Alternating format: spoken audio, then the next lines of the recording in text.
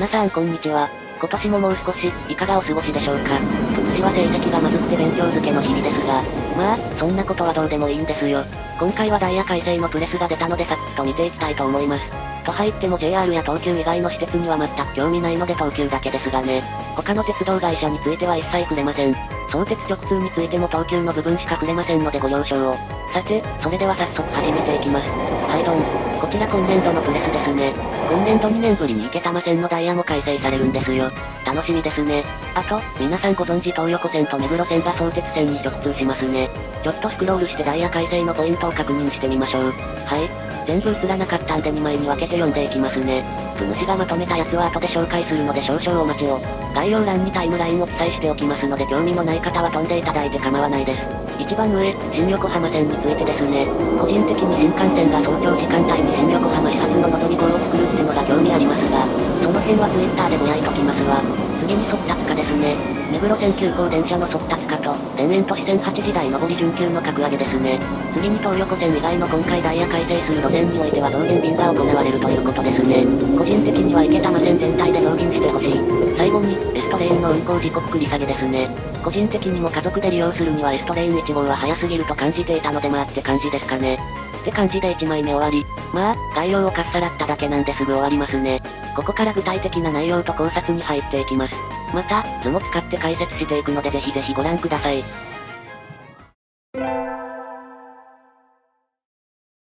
ってことでまずは新横浜線について、まあ、いろいろな方が紹介考察を行っているんでサクッと書いてあることを読んでいきますが、平日、副都心線方面へは1日あたり38本、副都心線方面からは35本、休日は上下線ともに30本のダイヤが組まれています。続いて平日、南北線方面へは20本、南北線方面からは18本、休日もそれぞれ14本、15本となっています。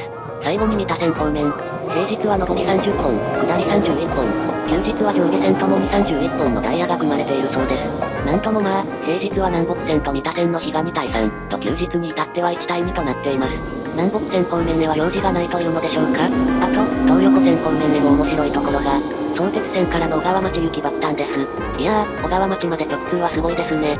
現行の元町始発小川町行きでも2時間かかるんでどんだけかかることやら、ぜひとも時刻表を買ってみてみたいところですね。あと、運賃についてですが新綱島駅は綱島駅と同じ運賃計算とのことです。同一駅扱いってことらしいので定期券も相互利用ができるそうです。押上と東京スカイツリー駅みたいですね。さて、次に田園都市線方面見てみましょう。はいどん。まず 58T が2分繰り下げされて長津田が8時5分発に変更されます。しかし、渋谷には従来通り到着するので所要時間が2分短縮されます。時間的にはラッシュ明けではありますが余裕自分が少なくなるのは少し心配ですね。続いて 87S19 押上駅が中央新間を4分繰り下げ、渋谷に1分繰り上げで到着します。5分短縮ですね。意外と、この辺の時間帯の電車は余裕がありすぎるのかもしれないですね。まあ、田園都市線は地元から一番遠い路線なので知らないですが、次に、01系が急行に格上げ、長津田を6分遅く出発します。そして現在と同時刻に渋谷に到着します。格上げによる6分の短縮ですね。ニコタマから三茶まで全部飛ばしてこれしか変わらないのは驚きですが、そして 56T、急行に格上げされ10分の短縮、東部車に重労働させていいのだろうか。というか 01系との違いは何なのだろうか。そして朝の部最後、59S、全体的に遅くなって4分の所要時間短縮ですね。元が急行なので格上げもクソもないですが、とまあ、田園都市線の朝は所要時間の短縮がメインでした。田園都市線の需要が少し落ちたのが今回のダイヤ改正に影響されたのでしょうかね。そして夜の部、休日のみの記載ですが06系、各駅停車中央林間行きが準急に格上げ、12分も所要時間が短縮されます。この時間不定期停車時間をたっぷり取ってるんで通過駅増えるとものすごい短縮できそうですね。最後に増発、減便の話。8時台は各駅停車を2本増発、9時台、22時台、23時台の上がり各駅停車はそれぞれ1本ずつ減便。23時台、24時台は下り各駅停車1本ずつ減便と、全体で見ると減便が多い印象。本当に需要を見て考えてるのか気になるところもありますがまあ、そこんところは地元路線の方が詳しいのでそこで話しましょうか。さて、次に大井町線、田園都市線のダイヤ改正に合わせて一部列車で時刻を変更します。とのこと、まるでさっぱりですね。田園都市線の時刻がはっきり書いてあったやつに比べるとなんと簡素な。まあ、田園都市線に直通する急行列車、深夜帯の各駅停車などが対象でしょう。はっきりとした時刻が出てない以上あまり深掘りできませんが、日中の急行より、深夜帯確定、鷺沼行きの時刻変更が主でしょうかね。さて、次はなぜか最初に上げ忘れてた目黒線です。朝ラッシュの時間帯、奥沢駅、武蔵小山駅の両方で確定を追い越す急行を設定し、最大所要時間を5分短縮します。とのことで、奥沢の待避線を活用する時が来ましたね。現行だと奥沢の進入速度が遅くなっただけみたいな感じになりつつあったのでぜひ今後も増やしていってもらいたい。ただ、現行ダイヤにねじ込むと日吉を現行列車の1分後に発車してみたり、目黒で現行と到着してみたりするので近辺の列車のダイヤ改正が行われそうです。この辺も急行の時間しか出ていないですから、正確な時刻まではわかりませんが、現行ダイヤにある唯一の奥沢待避便、43ピート 3K から推測していきましょう。まず、日吉発車時点では3分の差しかありません。そのままの差を保ったまま奥沢へ。結構、詰まってると思います。そして、奥沢で抜かすというダイヤです。03系は武蔵小山でも 84M を抜かすので所要時間は18分。あらかたプレス通りといったところ。ってことは、この時刻の2、3分前に各駅停車を1本。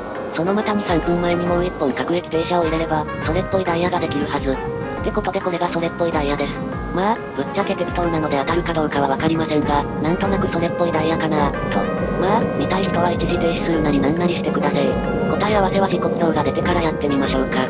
さて、次は池玉線。地元路線なんでめちゃくちゃ考察していきますぞい。まあ、プレスには何時代とかしか書いてないんでご自身でお読みください。ぶっちゃけ減便しかないです。悲しい。21年のダイヤ改正で若干ラッシュ帯に増えただけに残念ですがまあ、決まったことですからしゃあない。と、いつまでも引きずってても仕方ないので考察を始めます。現在、池玉線は総合運用も含め、29運行あります。01中から29ですね。まあ、最初に思ったことですが、これだけ減便されてるんだったら1運行ぐらい削られてもおかしくないなと。実際、時刻表が手元に届かないとわからないですが、特に玉川線から1運行削られそうなんですよね。9時から17時台丸々1本ずつ削る。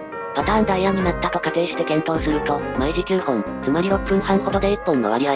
1本あたりの間隔で考えると30秒ほどの違いですが、折り返し時間を多少削れば、うまい具合にいきそうなんですよ。現在、だいたい30部かかっている往復を28分にしたとします。そうすると8時間で16部短縮できます。片道分の航路が増えましたね。そんな感じでやりくりしていくと1運行消えそうだな。と、あと池上線。幹部の方々は池上線の朝の激化をご存じないのでしょうかね。ご存じないのであればぜひ大崎広小路から五反田行きの1号車に乗っていただきたい。あらやばいですよ。かろうじて3号車は空いてますが減便されると混雑がさらにひどくなり、池上線のチェーンに繋がりかねないです。ただでさえ日によって1分程度到着時刻が変わるのですから減便だけはやめていただきたい。あと、現在の運用数と編成数についてですが、意外と、ぴったりなんですよ。